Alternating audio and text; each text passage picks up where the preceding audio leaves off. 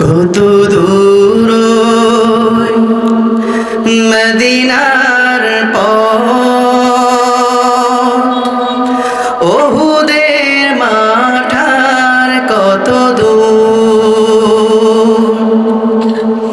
কত দূর মদিনার পথ, ওহুদের মাঠার কত দূর, তায়েফের গ্রাম আর কত দূর, কত দূর রাসূলের রওজা বলো, কোথা সেই বিলালের আযানের সুর, কোথা সেই বিলালের আযানের সুর, কত দূর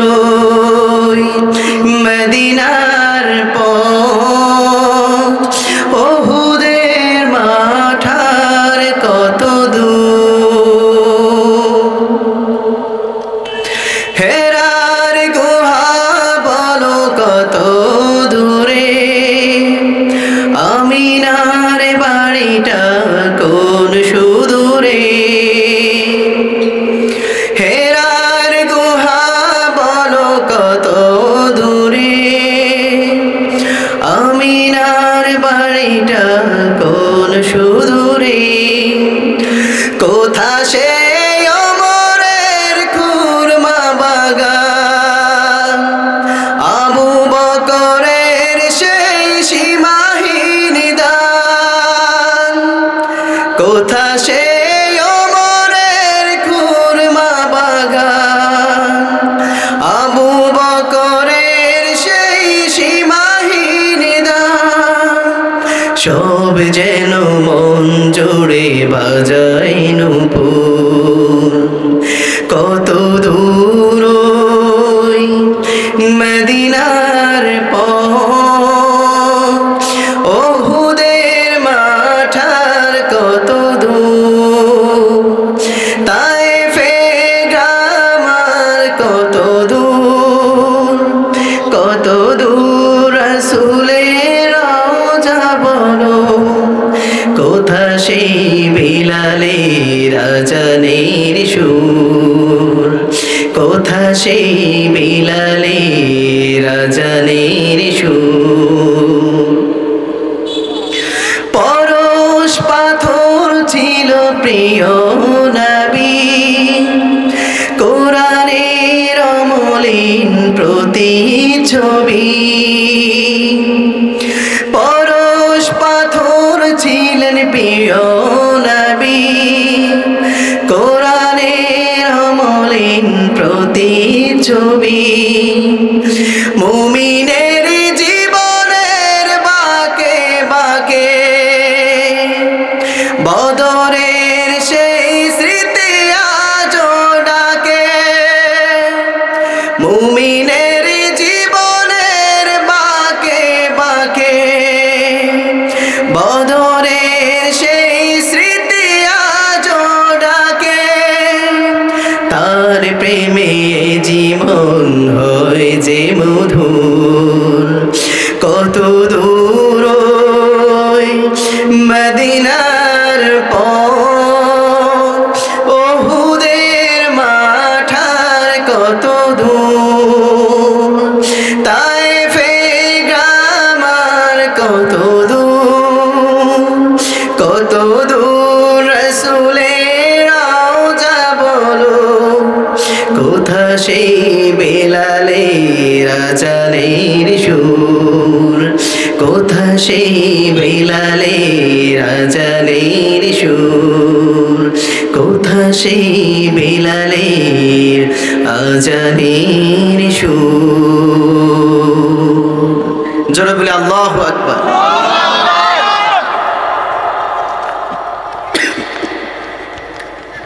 সম্মানিত উপস্থিতি, মানদুরি ওলামা ও তোলাবা সমাজের উদ্যোগে আয়োজিত দ্বিতীয় বার্ষিক ওয়াজ ও মাহফিলের আজকের সকালের অত্যন্ত শ্রদ্ধাভাজন সম্মানিত সভাপতি বিশিষ্ট আলেম দ্বীন হযরত মাওলানা আব্দুল্লাহ আল মামুন সাহেব মুহাদ্দিস ইকরা মাদ্রাসা লাকসাম।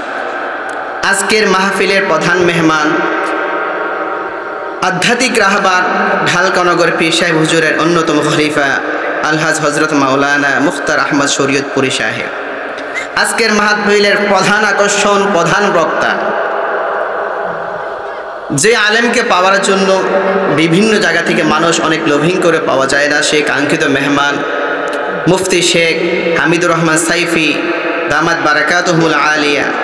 আরও আলোচনা করবেন আপনাদের কৃতি সন্তান হজরত মাওলানা সোহাইব আহমদ সিদ্দিকী সাহেব।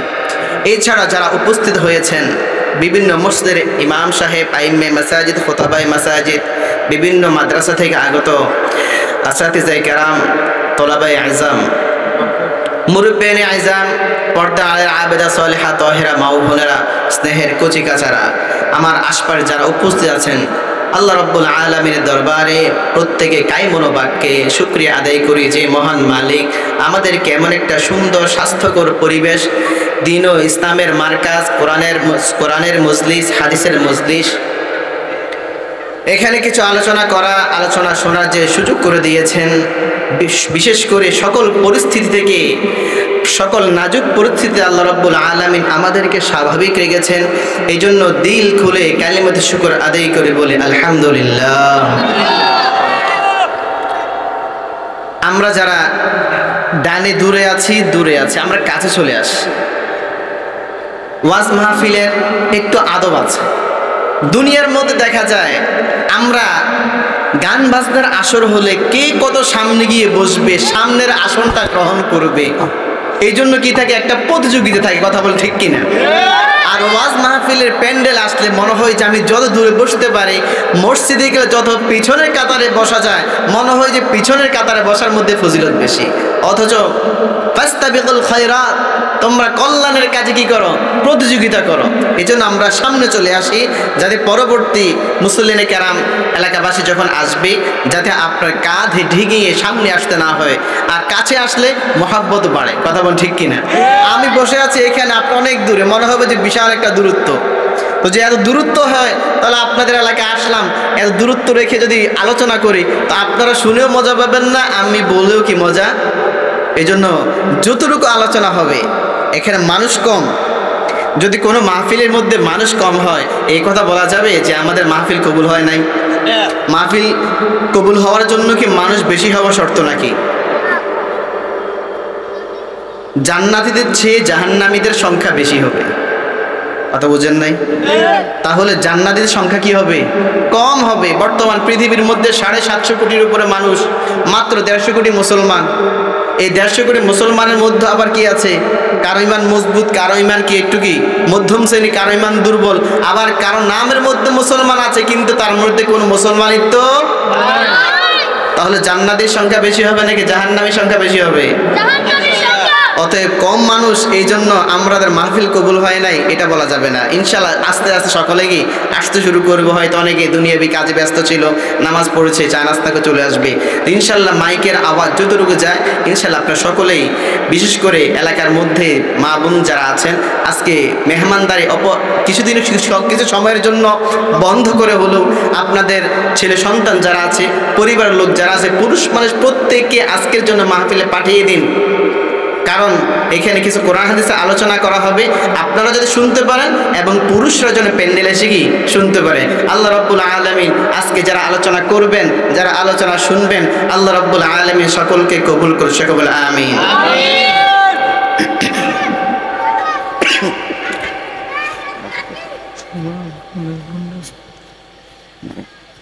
নামাজ করে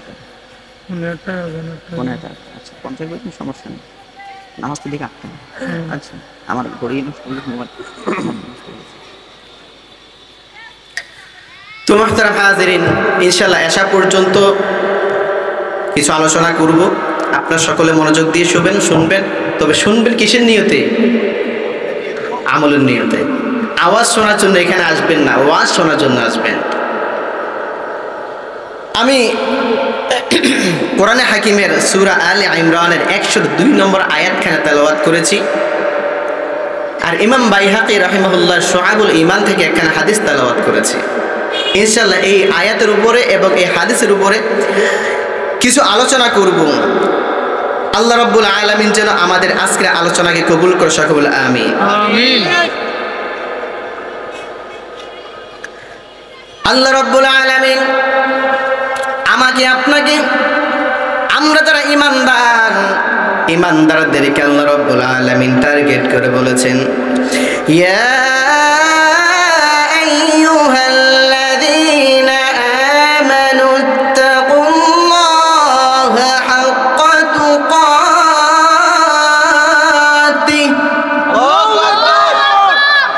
ওয়া লা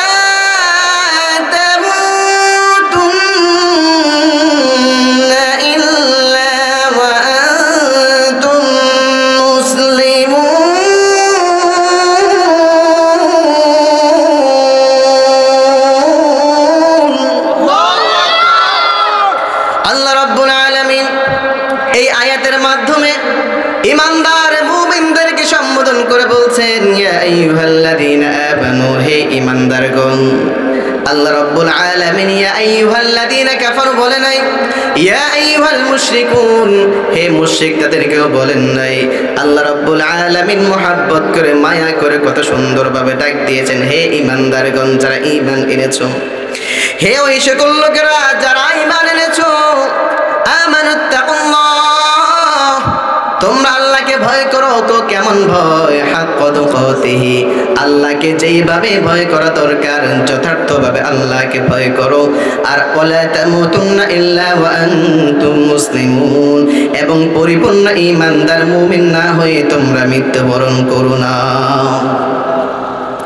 আল্লাহ রাব্বুল আলামিন প্রথম বলে দিয়েছেন তোমরা ঈমানদার, ওয়ালা তামুতুন্না ইল্লা ওয়া আনতুম মুসলিমুন, এবং পরিপূর্ণ মুসলমান না হয়ে তোমরা মৃত্যুবরণ করো না।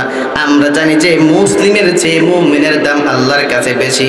আল্লাহ সম্বোধন করলেন মুমিন শব্দ দিয়ে, আর বলেছেন যারা মুসলমান না হয়ে কেউ মৃত্যুবরণ না করে। কথা বুঝে আসছে কিনা? এই আয়াতটাকে সামনে রেখে রাসূল কারীম সাল্লাল্লাহু আলাইহি ওয়াসাল্লাম বলেন, ইউশিকু আন ইয়াতি আলান নাসি জামান, অচিরেই আমার উম্মতের মধ্যে এমন একটা সময় আসবে, অচিরে এমন একটা সময় আসবে, এমন একটা কাল আসবে, লা ইয়াবকা মিনাল ইসলাম ইল্লা ইসমুহু, যখন সমাজের মধ্যে আমার উম্মতের মধ্যে মুসলমান শব্দটাই শুধু বাকি থাকবে, কিন্তু তাদের মধ্যে কোনো মুসলমানিত্ব থাকবে না। দ্বিতীয় নাম্বারে বলেছেন, ওয়ালা ইয়াবকা মিনাল কুরআন ইল্লা রুসমুহু, তাদের মধ্যে কোরআন থাকবে রুসমের আবাদ হিসাবে, কিন্তু সমাজের মধ্যে কোরআনের কোনো আমল থাকবে না। মাসাজিদুহুম আমিরা ওয়া হিয়া খারাবুম মিনাল হুদা, তাদের মসজিদগুলো অনেক সুন্দর হবে, টাইলস হবে, এসি হবে, মোজাইক হবে, অনেক সুন্দর কারুকাজ করা হবে মসজিদগুলোর মধ্যে, কিন্তু মসজিদের মধ্যে কোনো হেদায়েতের বিধান থাকবে না। 4 নাম্বার বলেছেন, উলামাউহুম শাররু মান তাহতা আদিমিস সামা তাখরুজুল ফিতনাতু মিন ইনদিহিম, এমন একটা সময় আসবে এক শ্রেণীর আলেম হবে, এক শ্রেণীর উলামায়ে কেরাম হবে, এই আসমানের নিচে জমিনের উপরে সবচাইতে নিকৃষ্ট, তাদের থেকে নিত্য নতুন ফিতনা বের হবে, এবং এই ফিতনার যদি ক্ষতিগ্রস্ততা গুনাহের পার তা সব তাদের উপরে ফিরে আসবে। এবার আমরা আলোচনা করব আল্লাহ রাব্বুল আলামিনের পয়গম্বর বিশ্বনবী সাল্লাল্লাহু আলাইহি ওয়াসাল্লাম বলে দিলেন, লা ইয়াবকা মিনাল ইসলামি ইল্লা ইসমুহু, ইসলামের শব্দটাই বাকি থাকবে, প্রত্যেকের নামের সাথে ইসলাম থাকবে, প্রত্যেকে বলবে যে আমি মুসলমান, আমার ধর্ম হলো ইসলাম। আসলে ওই ব্যক্তির মধ্যে মুসলমানিত্ব থাকবে না। আমরা বর্তমান সমাজ দেখতে পাই, বর্তমানে কাফের মুশরিকদের চেয়ে মুসলমানরা কিন্তু মুসলমানের বেশি ক্ষতি করতেছে। কথা বলেন ঠিক কিনা? সমাজের মধ্যে মুসলমানের অভাব নাই। রাসূল কারীম সাল্লাল্লাহু আলাইহি ওয়াসাল্লামের জামানায় 313 জনের মাধ্যমে আল্লাহ রাব্বুল আলামিন বিজয় দান করেছেন, কিন্তু বর্তমান পৃথিবীর মধ্যে কত পরিমাণ মুসলমান, তারপর সব পৃথিবীর মধ্যে সবচেয়ে বেশি জুলুম নির্যাতনের শিকার হয় মুসলমান। কথা বলেন ঠিক কিনা? মুসলমানের সংখ্যা কম নাই, মুসলমানের সম্পদ কম নাই, তারপর মুসলমানরা কেন নির্যাতিত? তার মাধ্যম হলো, তার একমাত্র কারণ হলো তারা নামে মাত্র মুসলমান, তাদের মধ্যে কোন মুসলমানের প্রকৃত আমল নাই। এমন মানুষ আছে তার নামের মধ্যে মুসলমান। বর্তমান যত নাস্তিক আছে, যত ইসলামের দুশ্মন আছে, প্রত্যেকে যখন তার সার্টিফিকেটের মধ্যে, তার পাসপোর্টের মধ্যে লেখা থাকে তার ধর্ম হলো ইসলাম। ধর্ম কি? আমাদের সমাজের মধ্যে তাসলিমা নাসরিন, জাফর ইকবাল মতো এমনি ভাবে একটা আছে মুফাসসিল ইসলাম, স্বঘোষিত নাস্তিক, অথচ নামের মধ্যে কি আছে? মুফাসসিল ইসলাম। নামের মধ্যে ইসলাম শব্দ আছে, অথচ ইসলামের বিরুদ্ধে মারাত্মক মারাত্মক কথা বলে। এমন মারাত্মক কথা বলে যে মারাত্মক কথাগুলো কোনো কাফের বেঈমানও বলা সাহস করে না। তাদের নামের মধ্যে ইসলাম আছে, কিন্তু তাদের আচার আচরণে, তাদের কর্মের মধ্যে কোনো মুসলমানিত্ব নাই। রাসূল কারীম সাল্লাল্লাহু আলাইহি ওয়াসাল্লাম এই কথা বুঝাইলেন, এমন একটা সময় আসবে মানুষ দাবি করবে আমি মুসলমান, কিন্তু প্রকৃত মুসলমান কিন্তু সে না। এজন্য আমরা বলি, নাম দিয়ে যদি পার পাওয়া যাইতো, মুসলমানের ঘরে জন্ম নিয়ে যদি মুসলমান হিসাবে আল্লাহ আদালতে সাব্যস্ত হইতো, মুসলমান নাম দিয়ে পার পাওয়া যাইত, তার আল্লাহ রাব্বুল আলামিনের বহু পয়গম্বর আছেন যাদের সন্তান ইসলাম প্রকৃত ঈমানদার না হওয়ার কারণে, মুসলমান না হওয়ার কারণে আল্লাহ দুনিয়াতে তাদেরকে ধ্বংস করে দিয়েছেন। কথা বলেন ঠিক কিনা? নূহ আলাইহিস সালাতু ওয়াস সালাম একজন সন্তান ছিল কিনান। কিনান কিন্তু বাবার প্রতি ঈমান আনে নাই। নবীর সন্তান হওয়ার কারণে আল্লাহ রাব্বুল আলামিন কিন্তু তাকে ছাড় দেয় নাই। লূত আলাইহিস সালাতু ওয়াস সালাম আল্লাহর একজন পয়গম্বর ছিলেন।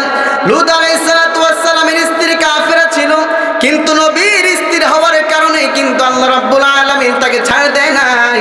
পক্ষান্তরে দেখেন ফেরাউন আল্লাহর কত বড় দুশমন ছিল। এই ফেরাউন স্ত্রী ছিল কাফেরা, কাফেরা হওয়া ফেরাউন স্ত্রী ছিল মুমিনা।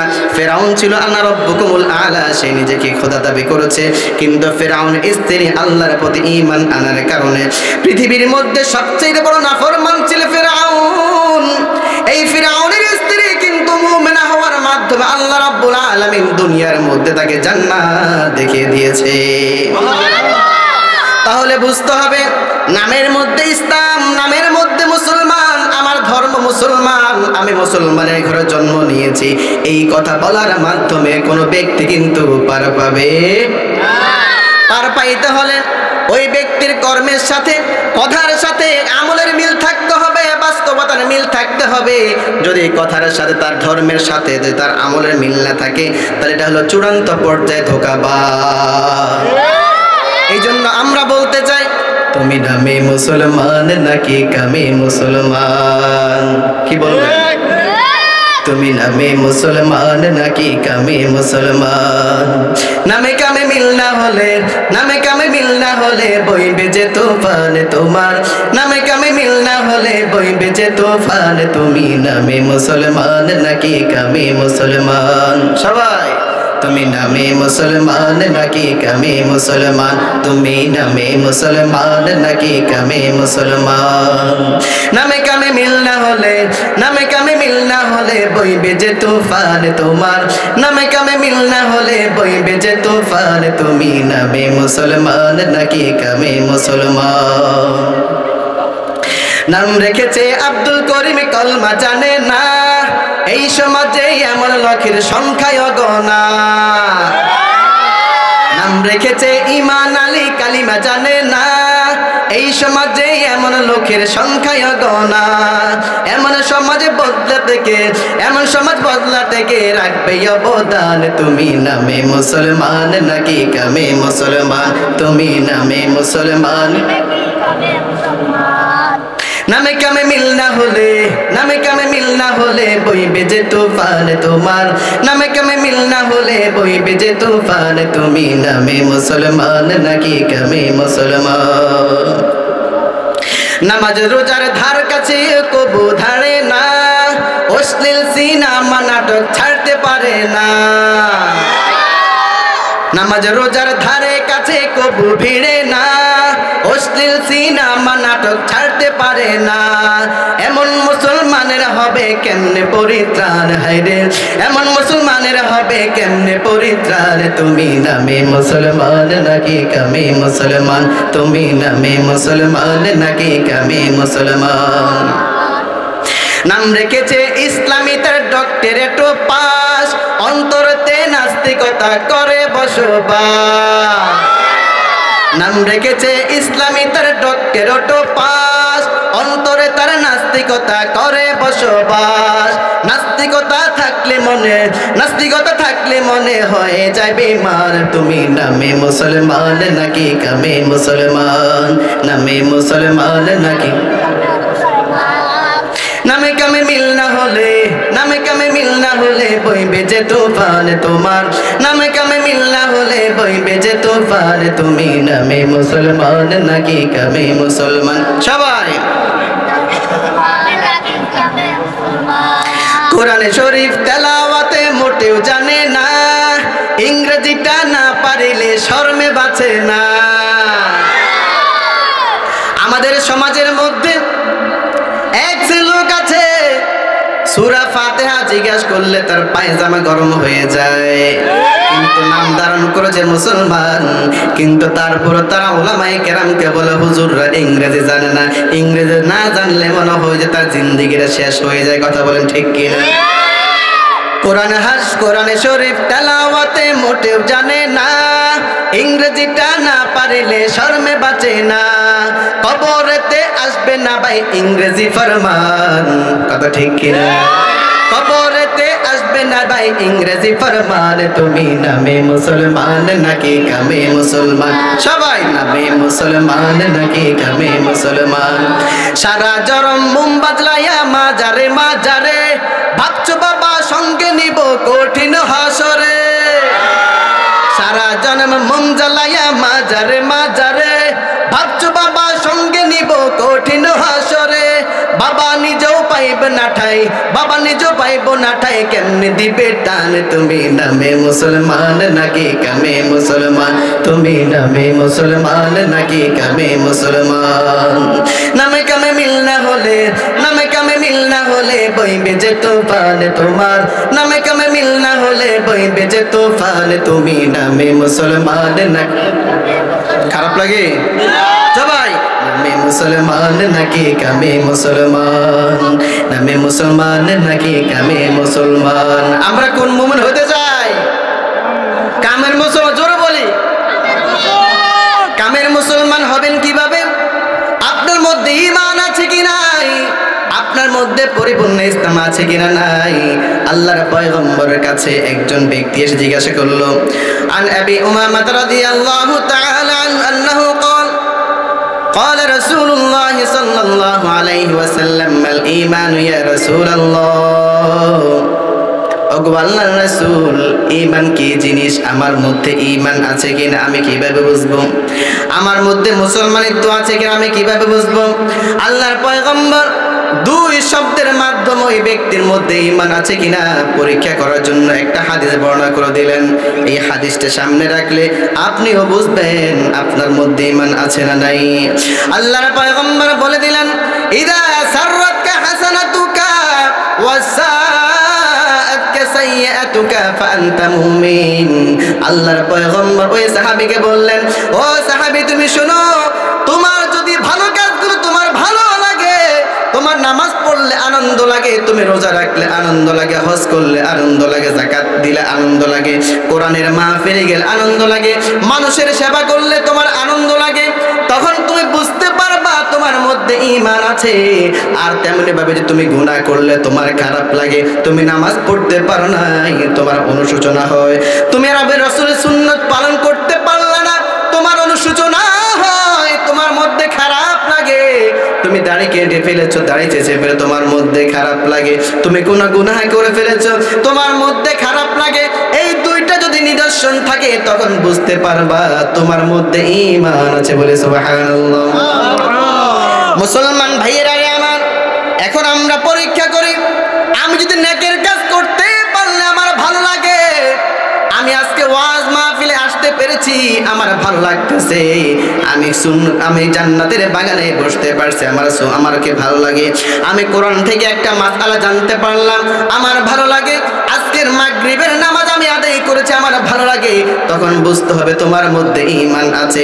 আর এতগুলো ভালো কাজ যদি তুমি বর্জন করার পরও তোমার মধ্যে ভালো খারাপ না লাগে, তোমার মধ্যে যদি অনুশোচনা না হয়, তখন বুঝতে হবে তোমার মধ্যে ঈমান নাই। কথা ঠিক? এই জন্য রাসূল করিম সাল্লাল্লাহু আলাইহি সাল্লাম বুঝাই দিলেন ঈমানদার হবা কেমনে।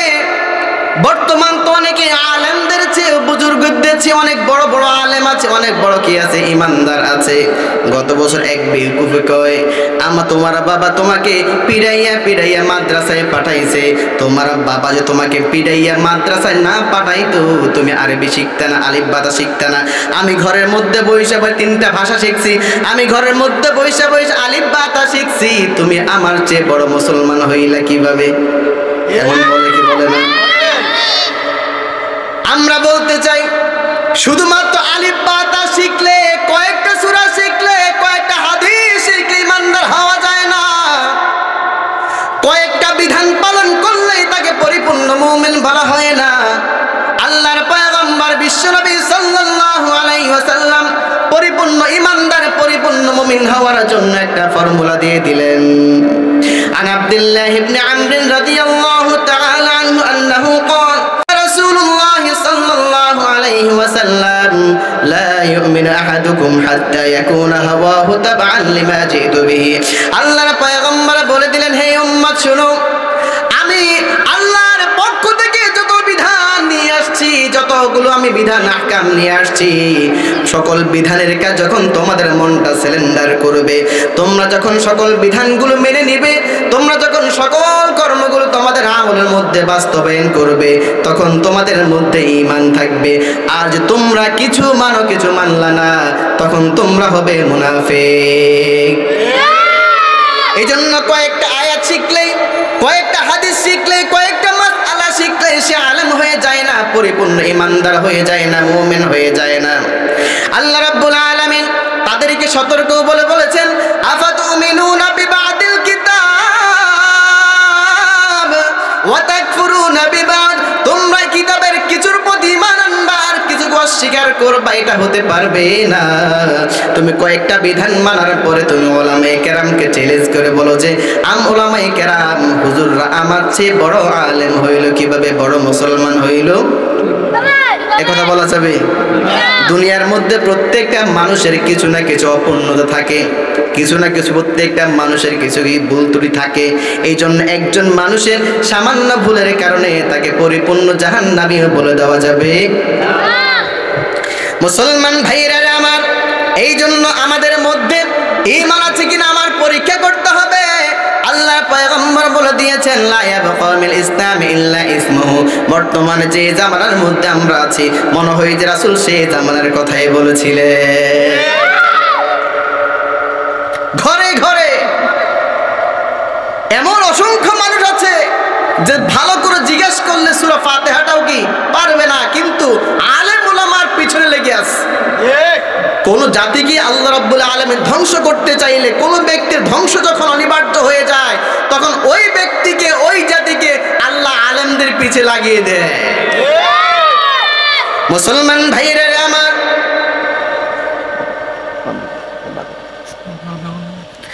এই জন্য বলছিলাম আমাদের প্রত্যেকের কথার সাথে যেন কাজের মিল থাকে। যদি কথার সাথে কাজের মিল থাকে, তাহলে আমরা পরিপূর্ণ মুমিন মুসলিম হতে পারবো। কথা বলেন ঠিক কিনা? এই কোরআনটাকে আল্লাহ রাব্বুল আলামিন শুধুমাত্র খতম করার জন্য দেন নাই, এই কোরআন দিয়ে শুধুমাত্র ঝাড়ফুঁক করার জন্য দেন নাই, এই কোরআনটাকে আল্লাহ রাব্বুল আলামিন শুধুমাত্র তাবিজের কিতাব হিসেবে ব্যবহার করার জন্য দেন নাই। এই কোরআন বান্দা শিখবে, বান্দা এই কোরআনের অর্থ বুঝবে, বান্দা এই কোরআনের তেলাওয়াত শিখবে। এই কোরআনটা হলো মানুষের জন্য পরিপূর্ণ জীবন বিধান। বরং শুধুমাত্র রমজান মাস আসলে খতমে তারাবি পড়বেন, শুধু রমজান মাসের বাহিরে আপনি মাঝে মাঝে হুজুরদের ওলাম করে দাওয়াত দিয়ে খতম পড়াবেন, এই জন্য কোরআন নাজিল হয় নাই। কোরআন হলো মানব জীবনের জন্য পরিপূর্ণ সংবিধান। কথা বলেন ঠিক কিনা? এই কোরআনের উপর আর কোনো সংবিধান নাই। দুনিয়ার সকল সংবিধানগুলো এক সরকার পরিবর্তন হলে আরেক সরকার এসে পরিবর্তন করে ফেলে, এবং ওই সরকার থাকা অবস্থায় মাঝে মধ্যে সংবিধান পরিবর্তন করে ফেলে। একজন সংবিধান প্রণয়ন করে আরেকজনকে এই সংবিধানের এই নীতিটা ভুল আছে, কিন্তু আল্লাহ রাব্বুল আলামিন এমন একটা কিতাব দান করেছেন যেই কিতাবের ভূমিকার মধ্যে লিখে দিয়েছেন যালিকাল কিতাব লা রাইবা ফি, বলি আল্লাহু আকবার। আল্লাহ রাব্বুল আলামিন কিতাব দিয়ে নাজিল করে দিলেন, আমি এমন একটা কিতাব নাজিল করেছি যার মধ্যে কোনো সন্দেহ। এই জন্য আল্লাহ রাব্বুল আলামিন এই কিতাবকে শুধুমাত্র পড়ে পড়ে সওয়াব অর্জন করার জন্য দেন নাই, এই কোরআনটা দিয়েছে আল্লাহ রাব্বুল আলামিন পড়লে যেমন সওয়াব হবে, সওয়াব হওয়ার পাশাপাশি এই কোরআনের মধ্যে যে সকল আহকাম দিয়েছেন, যে সকল বিধিবিধান দিয়েছেন, এই বিধানগুলো নিজের ব্যক্তি জীবনে, পারিবারিক জীবনে, সামাজিক জীবনে, রাষ্ট্রীয় জীবনে, আন্তর্জাতিক জীবনের মধ্যে প্রতিষ্ঠা করার জন্য। এই জন্য শুধুমাত্র আমাদের দেশের মানুষ শুধুমাত্র কোরআনের আরবি তেলাওয়াত শুনতে চায়, কিন্তু কোরআনের মজলিস হবে, কোরআনের বাংলা ভাষায় কোরআন পড়া হবে, অর্থাৎ কোরআনের তাফসীর হবে, সেইটা কিন্তু শুনতে চায় না।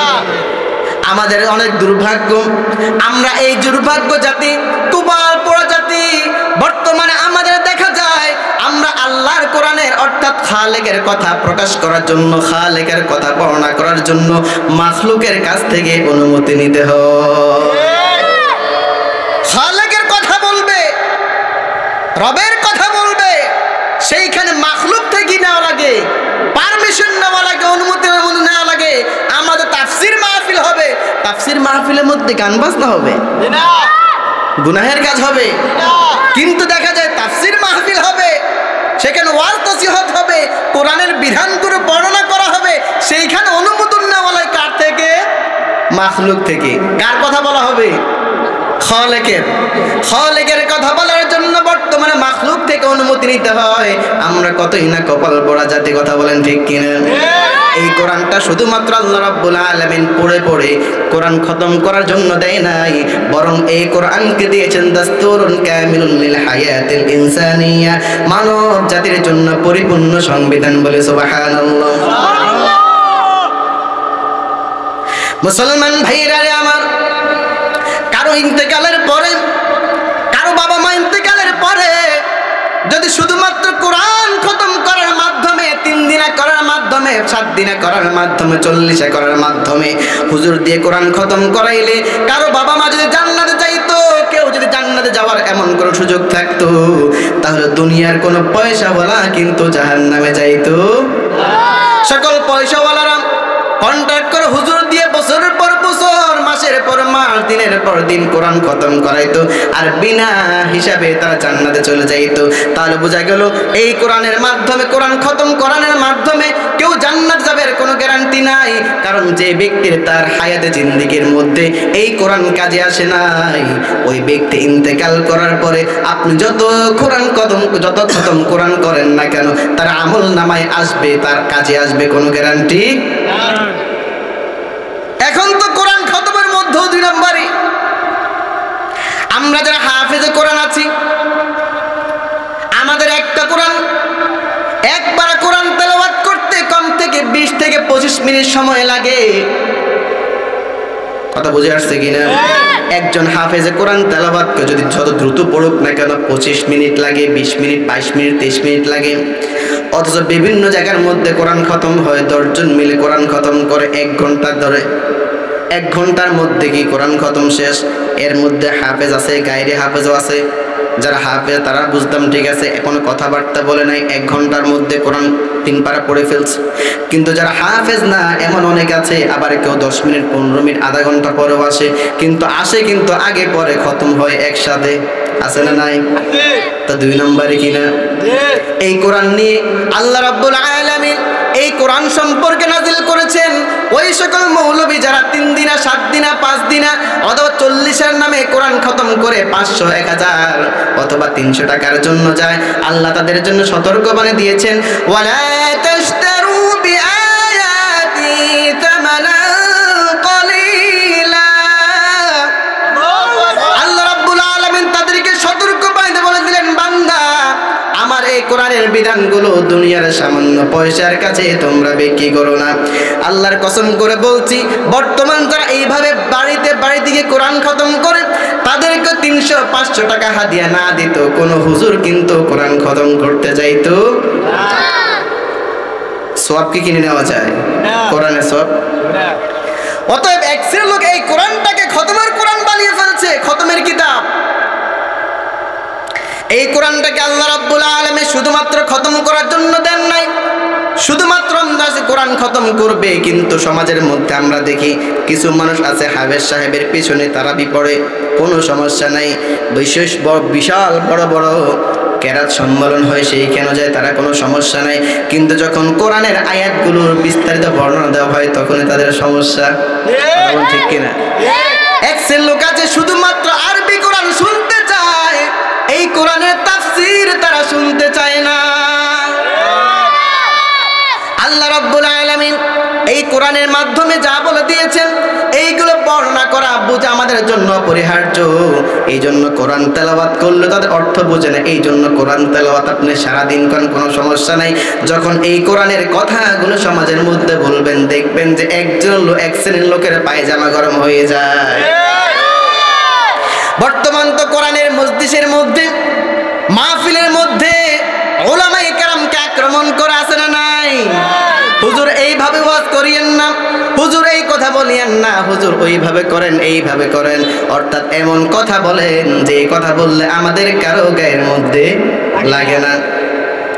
এবার আমি বলতে চাই, আপনার পিঠের মধ্যে ঘা হয়েছে, আপনার পিঠের মধ্যে অ্যালার্জি হয়েছে, আমার হাতের মধ্যে একটা মলম দিয়ে আপনি বললেন যে ভাই আমার পিঠের মধ্যে একটা ঘাও আছে, একটা সমস্যা আছে, একটা রোগ আছে, আপনি এই ঘায়ের মধ্যে একটু মলম লাগিয়ে দেন। এখন আমার দায়িত্ব হলো কি করা? কথা বলেন, আমার দায়িত্ব কি করা? আমার দায়িত্ব হলো মলম লাগিয়ে দেওয়া। ঘা কার পিঠে? ওই ব্যক্তির পিঠে। এখন আমি যখন যতন করে আদর করে মহাব্বত করে তার গায়ের মধ্যে মলম লাগাই দিলাম, মলম লাগানোর পরে ওই ব্যক্তি আমাকে বলে হুজুর এত সুন্দর করে আপনাকে বললাম যে মলম লাগাই দেন, মলম লাগানোর পরে আমার পিঠটা জ্বলতেছে কেন? এখন মলম লাগানোর পরে এটা কি আমার দোষ নাকি মলমের দোষ নাকি ওই ব্যক্তির ঘায়ের দোষ?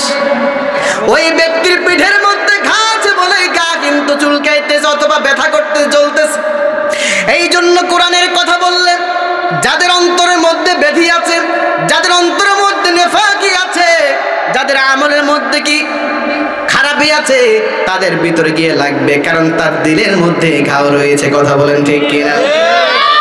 বর্তমান ওয়াজ মাহফিলগুলোতে এইভাবে উলামায়ে কেরামকে আক্রমণ করা হবে, এইভাবে হামলা করা হবে, মামলা করা হবে, শুধু উলামায়ে কেরামকে হয়রানি করা হবে। তারা বলে হুজুর রাষ্ট্রবিরোধী কথা বলে, হুজুর কোরআন বিরোধী কথা বলে, আমাদের বিরুদ্ধে কথা বলে। আল্লাহর কসম করে বলছি, আমরা যারা হক্কানি উলামায়ে কেরাম আছে কেউ কোনো কারো বিরুদ্ধে কথা বলে না, শুধুমাত্র কোরআনের কথাগুলো বাংলায় অনুবাদ করে দেয়। বাংলায় অনুবাদ করার পর তার মধ্যে ওই সমস্যা থাকলে তার গায়ের মধ্যে জ্বালা ধরে যায়। এই যে সমস্যার সম্মুখীন আমাদেরকে হতে হবে, একটা সময় যখন আসবে উলামায়ে কেরামের হামলা হবে, মামলা হবে, তাফসীর মাহফিলে মাইক ধাক্কা দিয়ে ফেলে দেওয়া হবে। এই কথা আল্লাহ রাব্বুল আলামিন আজ থেকে 1450 বছর আগের কোরআনের মধ্যে উল্লেখ করে দিয়েছেন। কত বছর আগে? 1450 বছর আগে আল্লাহ রাব্বুল আলামিন এমন একটা পরিস্থিতি আসবে, আল্লাহ রাব্বুল আলামিন কোরআনের মধ্যে উল্লেখ করে দিয়েছেন। সূরাতুল হজের 72 নম্বর আয়াতের মধ্যে আল্লাহ রাব্বুল আলামিন সেই বিধানটা সুন্দরভাবে বর্ণনা করে দিয়েছেন। ওয়া ইযা তুতলা আলাইহিম আয়াতুনা বাইয়িনাত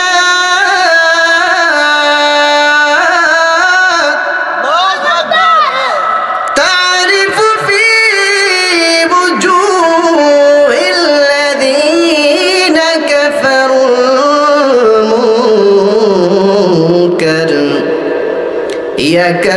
يكادون يسطون بالذين يتلون عليهم آياتنا।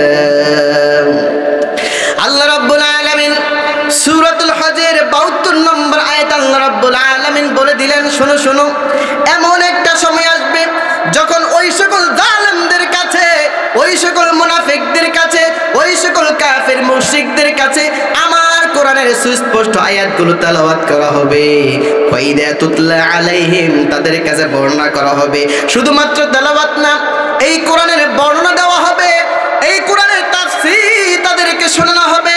তখন আপনি দেখবেন যে তারিফু ফি বুজুহিল্লাযিনা কাফারুল মুনকার, যারা এই কোরআনকে মানে না, যারা এই কোরআনের বিধানকে মানে না, আপনি তাদের চেহারার মধ্যে অসন্তোষের ভাব দেখতে পাবেন।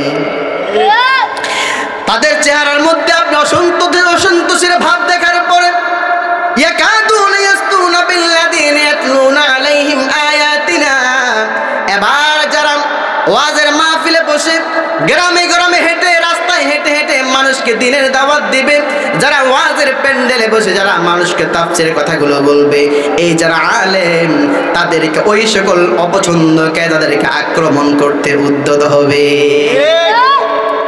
আল্লাহ স্পষ্টভাবে বলে দিয়েছেন ইয়াকাদুনা ইয়াসতুন বিল্লাযিনা ইয়াতলুনা আলাইহিম আয়াতিনা, যারা কোরআন তেলাওয়াত করে শোনাবে, কোরআনের ব্যাখ্যা বিশ্লেষণ করবে, ওই সকল জালেমরা আলেমদেরকে আক্রমণ করতে উদ্যত হবে।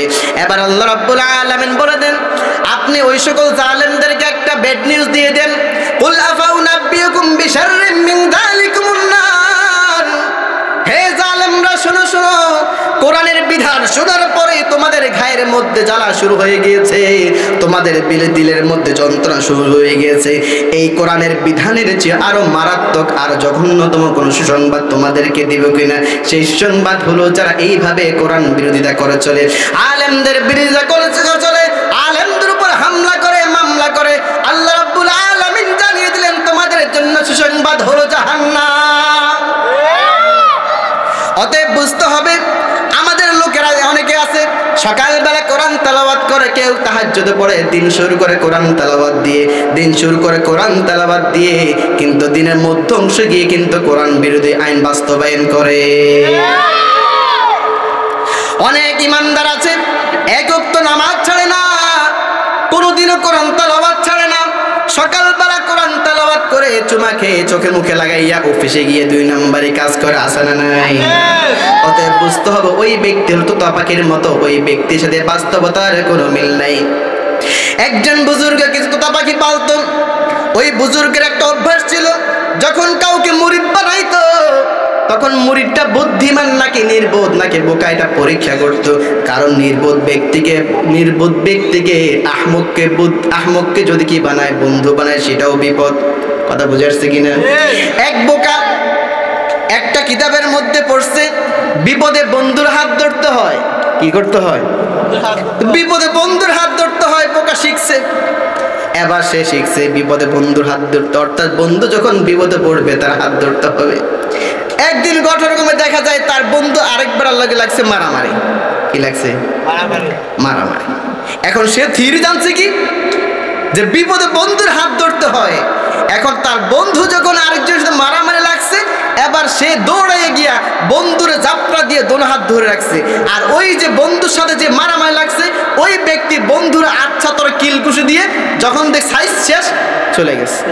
এখন ওই ব্যক্তি যাওয়ার পরে বন্ধু এবার ছাইড়ে দিছে।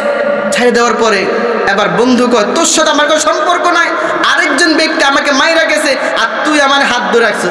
হ্যাঁ, আমি কি বোধাইনি? আমি তো শিখছি কি বিপদে বন্ধুর হাত ধরতে হয়, তুমি যে মারামারি করতে গিয়ে বিপদে পড়ছো এই জন্য তোমার হাত ধরে রাখছি। আচ্ছা, এই বুদ্ধিমান নাকি কি বেউকুফ? এই কি ওই কথার বাস্তবতা বুঝছে? বিপদে বন্ধুর হাত ধরতে হয় মানে কি বন্ধু বিপদে একটা হাত ধরে চাবি রাখতে হয় নাকি উদ্দেশ্য কি বন্ধু বিপদে পড়লে তাকে যেভাবে হোক রক্ষা করতে হবে? কথা বল ঠিক কিনা? এবার ওই পীর সাহেবের একটা আদত ছিল, যখন কোনো মুরিদ আসতো তার কাছে বায়াত গ্রহণ করার জন্য যে কিছু পোষা তোতা পাখি পালতো, ওই তোতা পাখিগুলোকে একটা গাছের মধ্যে ছেড়ে দিত। ওই তোতা পাখিগুলো যখন কোনো মানুষ দেখতো, ওই তোতা পাখিগুলো একটা ডায়লগ দিত, শিকারি আয়েগা দাদা ডালেগা জাল বিছায়েগা ফাসনা নেহি। এখন তোতা পাখি তো যখন এই কথা বলে, যারা বুদ্ধি নাই তারা কই কি রে, শিকারি আসবে, তোতা নিজেই কইতে শিকারি আসবে, দানা ডালবে, খাদ্য দিবে, জাল বিছাবে, তুমি কিন্তু ফাঁসিও না। আর তোতা পাখি নিজে যখন এই কথা বলে, এখন যে যায় সেই না, এগুলোকে ধরা যাবে না, এগুলো চালাক, আর আমি যে আসছি ধরতে এগুলো বুঝে ফেলছি। আচ্ছা, তোতা পাখি যে কথা বলে এগুলো কি নিজের ভাষা নাকি শিখানো ভাষা? মালিক তার যা শিখায় সে তাই বলে, কিন্তু এটা বাস্তবতা কি সে নিজেও কি জানে না।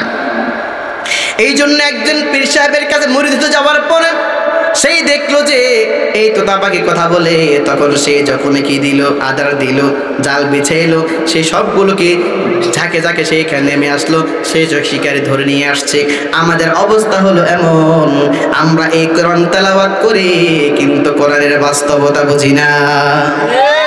কোরআন তেলাওয়াত করার পরে সকালবেলা নামাজ পড়ে কোরআন তেলাওয়াত করে চুমা খায়, অফিস আদালতে গিয়ে ঘুষের লেনদেন করে কি করে না, সুদের লেনদেন করে কি করে না, দুর্নীতি করে কি করে না। বর্তমান সরকার যত আধুনিক হয়ে যত ডিজিটাল হয়েছে, চোর আর তার চেয়ে বড় ডিজিটাল হয়ে গেছে। আগে অফিস আদালতের মধ্যে দুর্নীতি করতো, এখন দুর্নীতি করে অফিস আদালতের বাহিরে। কথা বলেন ঠিক কিনা? এই জন্য বলছিলাম আমাদের কোরআনগুলো রুসমের আওয়াজ হয়ে গেছে, কোরআনের বাস্তবতা সমাজের মধ্যে নাই। এই জন্য আজকে জালেমরাও আলেমদেরকে ওয়াজ করে। জালেমরা কি করে? এক মসজিদ ইমাম নিয়োগ দিবে, এখন মসজিদ কমিটি আলেমরে প্রশ্ন করছে, হুজুর কিয়ামতের সবচেয়ে বড় একটা নিদর্শন বলেন। তো হুজুর বলতেছে কিয়ামতের অন্যতম একটা নিদর্শন হলো জালেমরা আলেমের পরীক্ষা নিবে। কি নিবে? জালেমরা আলেমের পরীক্ষা নিবে। বর্তমান সমাজ তাই, বর্তমান সমাজের মসজিদ কমিটির 90% কি মূর্খ, কোরআন সম্পর্কে কিছুই বোঝে না। এই জন্য দেখা যায় কয়দিন পর পর ইমাম পাল্টার লাগে। কি জন্যে? নিয়োগ দিয়েছে যখন, তখন তো আলেম নাকি, উনি আলেম না, উনি শরীয়তের সঠিক জ্ঞান আছে কি নাই এটা যাচাই বাছাই করে তাদের কোনো কি ছিল না, যোগ্যতা ছিল না। এই জন্য ভাল লাগছে, সুর ভাল লাগছে, দাওয়াত দিয়ে দিয়েছে, হুজুর আজকে আগামীকাল থেকে আপনার চাকরি কি রেডি, চলে আসেন। 2-3 দিন যাওয়ার পরে, কয়েক মাস যাওয়ার পরে তো হুজুর তো পুঁজি যতটুকু আছে অতটুকু দিয়ে আওয়াজ করবে। এই জন্য মাঝে মাঝে উল্টা পাল্টা ফতুয়া দিয়ে দেয়, লাগে এলাকার মধ্যে ঝামেলা। এই জন্য হুজুর একদলকে ধরো, আরেক দলকে কি রাখো। আসল দোষ কি হুজুরের না কমিটির? কমিটি আগে নিয়োগ দেওয়ার সময় ওই মানের কমিটি হতে হবে। আমি একজন কিতাবের আলেম, আমাকে যদি কোন ডাক্তারি চিকিৎসা বিজ্ঞান সম্পর্কে আমাকে প্রশ্ন করা হয়, অথবা কোন ডাক্তার ল্যাবের মধ্যে কোনো মেডিসিন পরীক্ষা করতে দেওয়া হয়, আমার দ্বারা সম্ভব নেই। কিন্তু এই কোরআন উপরে কোনো কিতাব নাই, কিন্তু এই কোরআন মানুষ গবেষণা করে, এই কোরআন যারা তেলাওয়াত করে, এই কোরআনের যারা আলেম, তাদের পরীক্ষা নেই কারা? জাহেল যারা এই সম্পর্কে কোনো কি নাই। কথা ঠিক কিনা? এই জন্য কোরআন আল্লাহ রাব্বুল আলামিন পয়গম্বর বলে দিয়েছেন, ওয়ালা ইয়াবকা মিনাল কুরআন ইল্লা রুসমুহু। এমন একটা সময় আসবে কোরআনটা সমাজের মধ্যে রুসমের আওয়াজ হয়ে যাবে। বর্তমান মনে হয় এটাই। আল্লাহ রাব্বুল আলামিন কোরআনকে নাজিল করেছেন, এই কোরআন নাজিল করেছেন মানুষের জীবন ব্যবস্থা হিসাবে। আল্লাহ রাব্বুল আলামিন এই কোরআনের মধ্যে কোনো কিছুই বাদ দেয় নাই। মা ফাররাতনা ফিল কিতাবি মিন শাই। আল্লাহ রাব্বুল আলামিন বলে দিলেন আমি এই কিতাবের মধ্যে কোনো কিছুই বাদ দেই না, সব কিছু বর্ণনা কোথায় আছে? কোথায় আছে? অথচ আমাদের সন্তানগুলোকে, এমন অনেক সন্তান আছে বাবা মা ইচ্ছে করে সন্তানকে মাদ্রাসায় পড়ায় না, কোরআন শেখায় না, রেডিমেড কোরআন পড়ায়। রেডিমেড কোরআন মানে কি? ছেলে স্কুল কলেজে পড়বে, মাঝে মধ্যে যদি গিয়ে সুযোগ পায় তাহলে হুজুর দিয়ে কয়েক মাস কি করবে, প্রাইভেট পড়াবে, মনে করে যথেষ্ট হয়ে গেছে।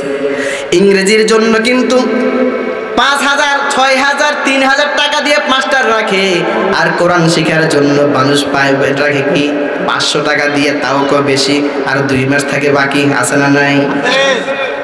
এই হচ্ছে আমাদের কি রুসমের আওয়াজ। আল্লাহ রাব্বুল আলামিন সকল সমস্যার সমাধান দিয়েছেন কোথায়? সমাধান চাও যদি জীবনে মরণে, শিরে যাও খুঁজে নাও, চোখ রাখো কোরআনে। সবাই পারবেন না? সমাধান চাও যদি জীবনে মরণে, ফিরে যাও খুঁজে নাও, চোখ রাখো কোরআনে। সমাধান চাও যদি জীবনে মরণে, ফিরে যাও খুঁজে নাও, চোখ রাখো কোরআনে। সমাধান, ও সমাধান তবেই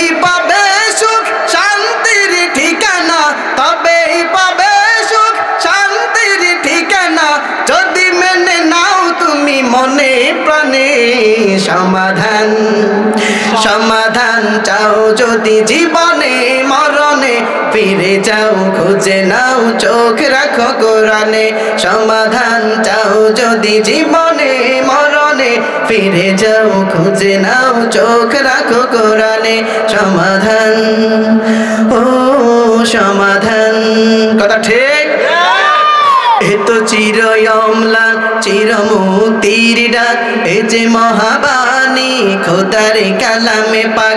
এ তো চির অম্লান চির মুক্তির ডাক, এ যে মহাবাণী খোদার কালামে পাক। এই দুনিয়া আর সেই দুনিয়া, এই দুনিয়া আর সেই দুনিয়া, মুক্তি পাবে তুমি দো জাহানে। ঠিক। সমাধান চাও যদি জীবনে মরণে, ফিরে যাও খুঁজে নাও চোখ রাখো কোরআনে। সমাধান চাও যদি জীবনে মরণে, ফিরে যাও খুঁজে নাও চোখ রাখো কোরআনে।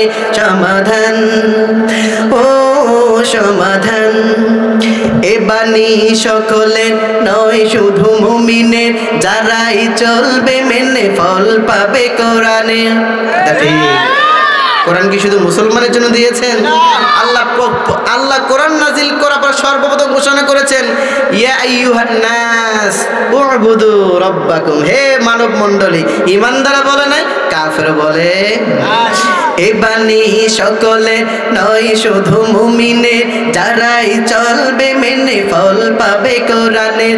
ঘরে বলো কি রাষ্ট্রে বলো, ঘরে বলো কি রাষ্ট্রে বলো, অশান্তি দূর করে শান্তি আনে। ঠিক। অনেক লোক বলতে শোনা যায়, হুজুর সব জায়গায় ইসলাম দেন কেন, সব জায়গায় ইসলামের কথা বলেন কেন, সব জায়গায় কোরআনের কথা বলেন কেন? তারা মনতে বলতে চায় ইসলাম আলাদা জিনিস আর দুনিয়া আলাদা জিনিস, রাজনীতি আলাদা জিনিস। কথা বলেন ঠিক কিনা? এই দুনিয়া আর সেই দুনিয়া, মুক্তি পাবে তুমি দো জাহানে। সমাধান, সমাধান চাও যদি জীবনে মরণে, ফিরে যাও খুঁজে নাও চোখ রাখো কোরআনে। সমাধান, ও সমাধান।